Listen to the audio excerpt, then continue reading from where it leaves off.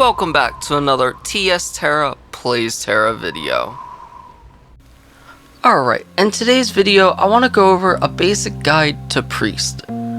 Before we get into this guide, I just want to give a huge shout out to my friend Ray Fantasy for kind of giving me decent tidbits and going over some of this stuff with me. Priest is definitely not one of my strong suits in this game, even though I've been playing it a bit the past few days, and I've always understood some basic core concepts. I've helped quite a few priests out here and there who, they don't understand certain things if they're new to the game. And this is one class that, honestly, if you decide to play a healer, you really want to look over everything. Like, DPS can get away with not knowing everything about their class and still do okay damage. Tanks can still hold aggro without knowing everything. But a healer in a role-playing game, if you don't know everything about your class, people are going to expect you to know things and do things. And if you don't do them, you're going to get ripped on pretty hard. Especially the basics. So that's kind of what I want to go over. So for starters, let's go over some glyphs. Now, I am only going to be showing off a basic full support healer for Priest. There are things you can change to do more damage. There are amazing DPS priests out there. This is not going to be one of those guides. Maybe later on, there's a few DPS priests I know I can ask, or even direct people to if they want to know more. But for the most part, we're gonna stick with the basic healing. You've just got your priest to 65, and here's the things you need to know. Whether if you're doing DPS or not, you will get ripped on if you don't do these things. And the first skill is your auto attack, Divine Radiance. You must have this glyph for Triple Nemesis. Triple Nemesis is not in the game anymore, but this glyph still is active, and every time your auto attack hits the boss, it decreases their endurance by 10% for 12 seconds. So you need to keep hitting the boss with this. You want to keep as close to 100% uptime on this. If you do not, test it out. I swear, do a run without it, with the same people, do a run with this and keep it up, and you should see a massive difference in the fight length. It's actually crazy, and I don't know why priests would, why do you want the fight to take longer? You don't. Glyph it. Do it. Don't be a nub, please. The next thing is Blessing of Shakan. The increased effect duration is really nice that you don't have to keep recasting it in between fights, as well as giving yourself more movement speed. Very useful having movement speed as a healer so you can just move out of mechanics, because healers only have one iframe. And on console, that's it. You got that one iframe and there's no second charge. Arise, the skill allows you to pick up a teammate who's been flung onto the ground. You do not really need to glyph it. Just know it's a pretty good skill in case if a teammate gets knocked down. I have Purifying Circle glyphed. If you don't know what Purifying Circle is, basically when a teammate gets stunned or has a bleed, this is your cleanse. I've ran into quite a few healers that don't know this, so put this somewhere where you can use it. You have to cleanse your teammates. Now there are some things that are not cleansable. This is where as a healer you need to know the dungeon. But for a perfect example, any stun mechanics against Antharoth can be cleansed. And if you don't cleanse them in hard mode, your team can get hit by additional attacks that can cause a wipe. So, if you're new, get used to being able to cleanse people. Metamorphic Blast, this is just a damage skill. We're not going to talk about this. We're not getting into it. Again, you can look into it. You can do DPS priests. It's not this guy. Next is Resurrect. You want this speed casting. this takes a while to cast. You want cooldown. It's, you want to be able to res your teammates, as well as you want to restore everyone with 100% HP and MP. Again, if you're beginning at priest, you want this glyph. You don't want to res people at half health. It makes it harder for them to get up and get away from the boss, and then you gotta heal them. Full health really helps out. Down the road, when you get into more advanced healing, if you get into slaying runs, you're gonna want to take this glyph off. But like I said, for the basics, you want this glyph. Summon group, it just allows you to summon everyone in your group. They all have to be on the same continent. Shocking Implosion, another damage skill. You don't really need to put anything into it. Do you know, I believe there is still a glitch that Glyph of Slowing will also slow your teammates. So if you're running dungeons, do not glyph that at all. If you want to glyph for cooldown and, eliminate because you're trying to do damage, go ahead. Don't do the decrease. It doesn't decrease bosses. It's only a PvP, so don't focus that. Divine Prayer is a pretty good healing one. You do not need to glyph it. Heal thyself, I do suggest glyphing, as well as giving increased HP of Focus Seal. Kaya Shield, I actually didn't have the grounded Kaya Shield until I spoke to Ray, and oh my god, having this extra 30% endurance really allows you to ignore mechanics if you get in a pinch, and it's super useful. So do keep Kaya somewhere where it's easy to cast for you, because this can help not only yourself but your teammates absorb damage. It is a shield. Retaliate, you don't have to worry about. Fire Escape, you don't have to worry about. I have Mana Charge. This is where Ray was telling me with glyphs, you can kind of you don't have to have Mana Charge. You could take these off and put them into damage if you want. But if you're with a team that you might not know too much about, or you're playing with classes that absorb mana, perfect examples I can just name off the top of my head is Reapers in their Shrouded or in their Shadow Reaping. They will burn through mana. Lancers can burn through mana. Anyone who doesn't have a yellow pot will burn through mana, and this can really help you. The animation is actually pretty long, so having it speedcast is very nice, as well as the additional mana just helps keep up with that stuff. Plague of Exhaustion. So if you watch dungeon guides and you see people talk about regressing bosses, this is the skill you use. You do not need to glyph it. It does have that 30-second cooldown, and it drops, close to 2018 once you get basic etchings and you get your other cooldown stuff. That's plenty enough time to be able to regress the boss in between each mechanic that happens that needs to be regressed. So you don't need to glyph it. Some people use it for damage. Again, it's not really needed. Definitely, this is where coming to know your dungeons and knowing when you need to regress a boss, when to use this. Examples of that are Lilith's Keep hard mode, Sleeping Lilith, Rona's Manor hard mode, Plaguing Lacholith during Fate in Hand. You can also plague Antharoth during Orb mechanic for it to be slower. So definitely keep this somewhere where you're comfortable to get to it, because a lot of those mechanics you only have a few seconds, and bad things can happen if you don't.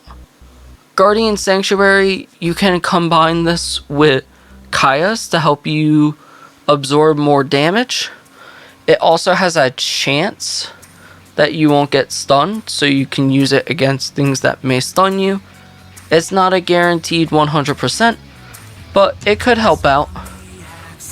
This only works on ranged attacks though, so if a boss comes up and tries to smack you, or does like a physical attack, it's not gonna work.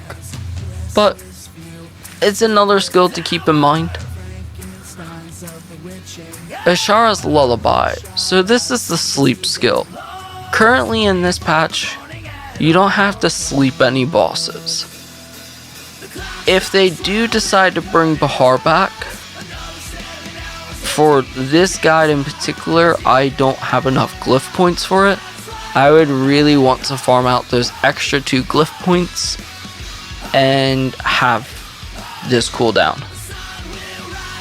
That's probably the only dungeon I can think of that console has ever gotten that the sleep is needed and cooldown, because the skeletons are very hectic, especially under 30%. But other than that, you can kind of ignore this one until that point. Again, that's a big if the dungeon comes back, and depends who you're running with. If you're running with a Sork that can help you sleep skeletons, you might not need to glyph it, but keep that in the back of your mind if you get to that point and they release the dungeon. I know the fan service really wants that dungeon, and I hope it comes back too, but we'll have to wait and see. Restorative Burst, I like to have it on cooldown. This is probably one of your biggest healing skills, especially if you put Restorative Burst down and giving a Holy Burst. You give Enhanced Devoted Favor that way, which gives your allies much more health, much more endurance. It tops everyone off really well, so, as well as the big healing circle is just fantastic. If you're ever worried about not doing enough healing, just drop a Restorative Burst. It saved my runs quite a bit recently, actually. Energy Stars, this is non-negotiable. You have to have these both glyphed. If you don't, you're going to have a harder time keeping Energy Stars up, as well as 20 additional power to your team and attack speed. Why would you not want that? As well as this gives cooldown to your group. So this skill alone is what really sets Priest apart. If you're not using Energy Stars, your runs will take longer. So pop it up. Having the increased duration really helps, because you only have about 25 seconds of it on the boss with it, and once its cooldowns drop to like 20, you have about 5, maybe 10 seconds with basic setup to renew it, which is plenty enough time until the dungeon gets hectic, which is why having that duration really helps out. Healing Immersion. This is a tasteful skill. It's actually very powerful, and I've learned lately that I personally need to use this skill more. This is your strongest lock-on heal. It will target one player and it'll heal anyone within that area. You don't need to increase its HP. You don't really need 50% chance to eliminate its cooldown, because it's on 10 seconds as it is. And once you got enough cooldown, it's going to be down, I think, close to 6, if not shorter seconds. So definitely keep an eye on this skill. If your ping is a little high, you got to be finicky or be careful with Kaya's Healing Immersion. You may have a difficult time casting them. I noticed I have as well. So just kind of get your basis with the game. But Healing Immersion is really, really useful, especially if your team is taking constant damage. It can top them off real quickly. Backstep, you have to have it glyphed. As we've said, Priest only has this as its iframe, and that's it. That's the only iframe you have in the game. So having this back sooner very important. Grace of Resurrection, this is your self-res. Everyone does suggest reduce cooldown by 40 because it's a 15-minute cooldown, and having 6 minutes off that 15 really helps. Having this back as much as you can. This is your only way back up in the dungeon. You know, as a healer, your job is to keep your team alive, to buff them, to debuff bosses, and res people that die. Once you use your grace, if it's not off cooldown and you die, your team basically has 4 people that can res you at that point. If you die 4 more times, then you have no other way up. That's how runs can end real quick. And I've seen it happen. It goes quick. So definitely having this on the shortest cooldown is super important. Next is Zenobia's Vortex. So using Zenobia, you don't really need to increase its damage. Again, this is something you could put stuff into. If you choose that your team doesn't need extra mana, you can give yourself more increased skill damage on it. Decrease movement speed if you want. You could reduce its mana. Probably damage. Zenobia is going to be the most damage skill you use, because as you use this, it decreases your Edict. And Edict is a major buff that we'll talk about. But very important to be using Zenobia's Vortex outside of Edict. Mass Divine Intervention. This is your pull. You do not need to glyph it. If someone gets locked out of a dungeon, you can pull them through gates occasionally. It's really all it's useful for. Occasionally, you could pull someone out of a mechanic if you're quick enough with the lock on. Perfect example is AA. First boss has ice puddles. If someone gets stuck in the ice puddle, you could pull them out of it. That way, they're not stuck there, and they won't take the tick damage. But again, it's not the end of the world if you don't use it. Holy Burst, this is probably your quickest fast firing heal, as well as it does pretty good damage to bosses. Again, Enhanced Devoted Favor is also really powerful. You get that when putting the big healing circle down and popping Holy Burst inside of it. And that also can reduce, knockdown. Very powerful skill. Edict, this is the Priestess steroid. Basically, it gives everyone in your group, as you can see, additional 50 power and 30 crit for 20 seconds. It lowers the cast time of your skills, and it just enhances so much stuff. So you can kind of pause the video and read through it if you like, but Edict is what you want to use whenever the boss is enraged. So when you see an enraged boss, pop Edict, and then a lot of priests might yell at me for this that love Edict, but you should cancel it technically, because Edict will run for the 20 seconds while you're in it, and Edict does not start its cooldown till it ends. Now, if you cancel it, you don't get the Edict buff anymore, but your team gets to keep it until it runs out on them. So, ideally, pop Edict, cancel Edict, start using Vortex to get it off cooldown again, so you have it up for the next enrage. Again, a lot of priests are going to hate me for that have been playing the game. They like being able to use more tornadoes, and sadly, console does not work as PC, where Edict's cooldown starts as soon as you cast it. This is something the devs changed a long time ago for console, and I don't think they're changing it back, so sorry guys. Divine Charge is another buff as well. Basically, you give your team HP as you're using it, as well as you give your team crit damage. So, as you can see, there are tiers of Divine Charge. It also gives crit power. Or power. I missed that. So, you want to make sure you hold it all the way, and I'll go over some of that stuff on, showing in just a few seconds. So that's the skills, that's the ideas behind Priest with the skills. Just to show what Edict looks like when you cast it.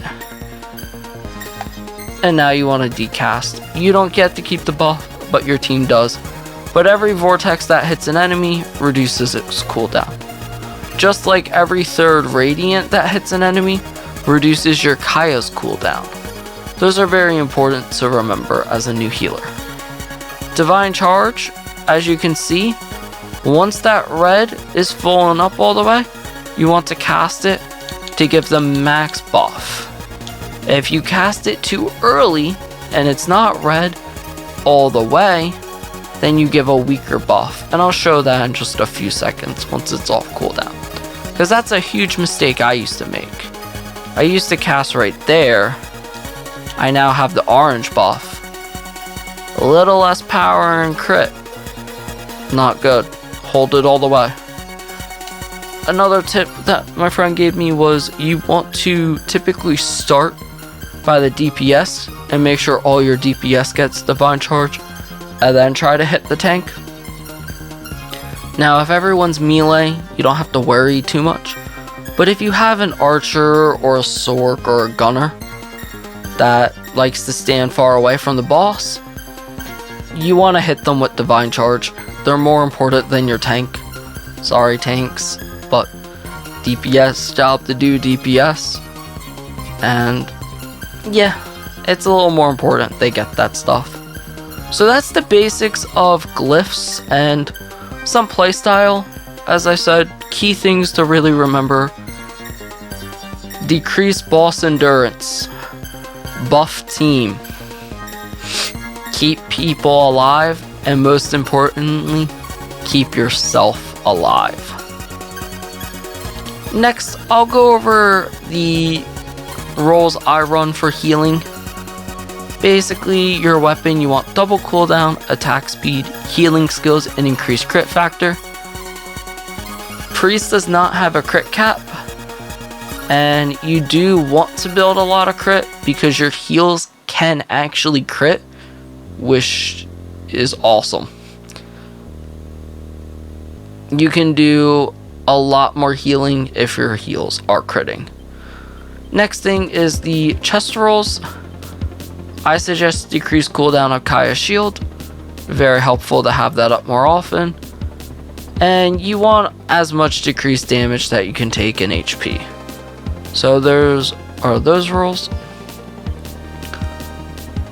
For the gloves, we have power, crit, and attack speed. I believe the gloves are the first one where we come and see a slight change that you can choose. Crit's really important. Attack speed is pretty important. You could swap power for more healing. If you feel you don't do enough healing, it's okay to lose power. Power does not affect your healing skills. Or if you feel like you're not tanky enough, you can run the extra endurance. I love that glitch. It's the best thing in the world. Alright, shoes. Increase movement speed, replenish MP, and endurance. That's going to be your standard. Again, you can maybe swap MP out for, reduced stun, but it's pretty important to have MP as a healer. Now, your belt, you can run crit and power. There's a few other things you could also run. You could do HP if you feel like you need more HP. If you feel like you need more endurance, then go ahead and run endurance. This is kind of getting to the point after the weapon and accessories that it's really up to you. It's up to the player. What you feel you need best. If you feel you need more survivability, run endurance and HP. If you feel like you need to heal more, consider crit or healing skills. You can see I have an endurance innerwear. I like to be slightly more tanky now. I used to run a crit and power innerwear because I like doing damage. But now that I'm trying to be more supportive to my team, staying alive is a lot more important than trying to do damage. As you can see for the jewelry, I do have crit and healing skills. I would say you don't ever want to run double healing skills. But again, if you feel like your healing is fine without it, it's not bad to swap it out for HP, endurance, power. But if you're new, you might want to consider running one healing skill. Other than that, the next best choice I would suggest is again crit, for getting those crit. But if you feel like you're not tanky enough, you could run endurance. For the earrings, it's basically endurance and HP. Again, you could decide to run healing skill. Really comes down to player's choice. And for the necklace, again, endurance or running crit are your options. The brooch is the same thing. You can run HP or crit. I believe the brooch might also have some, healing skill and endurance on it. It really comes down to what you want to do as a healer, what you feel, and you're only going to really figure that out by time. The other thing is, do look at the etchings. I have what's called quick steps on. You can swap these out for crit. You could swap them out for power if you want to do more damage to bosses. If you're going for survivability, quick step is the way to go, because, moving faster helps get around mechanics. The circlet, I suggest crit factor. This is almost non-negotiable because that is the highest number out of all the choices and the best option. And of course, as a Bahar mask, energetic. Again, nothing wrong with crit, nothing wrong with power, nothing wrong with endurance on it. So it comes down to what you want to do. The next thing to note is the crystals. I like to run 2 keens so that my heals hopefully crit a bit more. And then I am not comfortable with my healing skills yet, so I still run some healing crystals. Again, this comes down to complete player preference. If you're a brand new healer and you've never healed in a game before, you might want to consider running a slightly higher healing stuff, just because things can get dicey, and it could be the reason you save a run. If you're very skilled at healing and you're like, no, I got it, I don't need that extra help, go ahead, run crit, run endurance, be tanky, be damaging. Like, it's all player choice for priest. As long as you understand your role, stay alive, debuff bosses, make sure your teammates stay buff, and then do your best to keep everyone out. So that's the main basics. Again, nothing really else to go over about priests other than stigmas. I haven't really covered stigmas in much guides, and that's just because me personally, I don't know what's best for each class, but I think it's a pretty safe bet to say for healer you want souls. I've heard some really nutty stuff with priests and getting cooldowns ridiculously low on a lot of skills with having a lot of souls, and more cooldown on support is pretty OP. So that's about it for now. I hope this helps any new healers, and hey, maybe it helps some intermediate and advanced healers too, gives you guys a little perspective of stuff. But please enjoy, If I missed anything, go ahead and throw it down in the comment section as always, and I'll respond as soon as I can. Like the video if you so choose to, and subscribe if you're not, because that would be amazing, and you can check out a lot more content that will be coming out from my channel. As always, hope you enjoyed. See you around in Aboria, gamers.